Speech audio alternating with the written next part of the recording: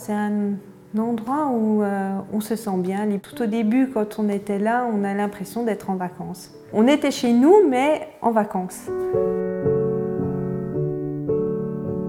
Notre souhait, c'était de chercher une maison avec du jardin. Pas forcément autant d'espace que ce qu'on a trouvé, mais voilà, c'était vraiment un coup de cœur pour cette maison.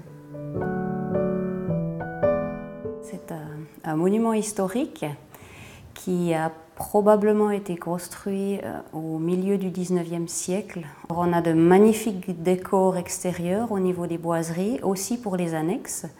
Et c'est pour cette raison que ce bâtiment est digne de protection et monument historique aussi, parce que c'est des travaux qui ont été faits dans les règles de l'art selon l'époque. Mais par rapport à ce bâtiment-là, il faut quand même dire que dans le Jura bernois, on en a très peu. Cette maison, c'était l'ancienne cure allemande. Nous, quand nous l'avons achetée, il y avait encore beaucoup de travaux à faire. Et ce qu'on a voulu, c'était essayer de garder cet ancien, tout en combinant, en intégrant le moderne. C'était un peu le challenge pour pouvoir combiner les deux.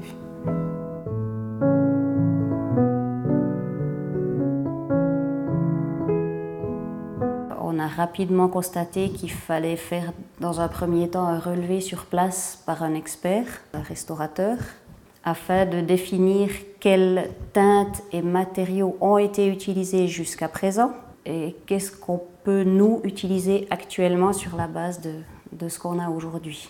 On avait sur la phase originale, c'est-à-dire le premier bâtiment sur plan carré, la maison de maître initiale, on avait un fond de façade jaune. Et puis sur la deuxième phase de réfection, mis à part la dernière qui était simplement un blanc neutre, on avait aussi un jaune. Donc les deux phases historiques prévoyaient un jaune en fond de façade. Au niveau de la restauration, comment ça se passe avec les monuments historiques, on a toujours pu bien dialoguer, essayer de trouver une solution. On a été bien conseillés et épaulés aussi parce que sinon on n'aurait pas pu rénover surtout l'extérieur. Là où ça a été plus difficile, c'était la partie extérieure et choisir la couleur de la façade. Donc c'est vrai que le bâtiment au départ, il est plutôt blanc et gris.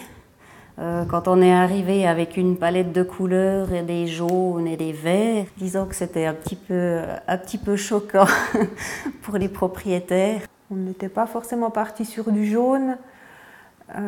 Chacun a dû faire un petit peu un compromis parce qu'on ne voulait pas un jaune trop intense. On est parti sur un jaune un petit peu plus clair. Alors on a passé beaucoup de temps ensemble, on a fait beaucoup d'échantillons, on a vraiment tout mis à plat, on a discuté tous ensemble pour trouver la meilleure solution. Nous, on fait des propositions sur un concept couleur qui soit cohérent avec l'ensemble des éléments architecturaux présents. Et aujourd'hui, j'ai l'impression qu'on a bien réussi ce challenge.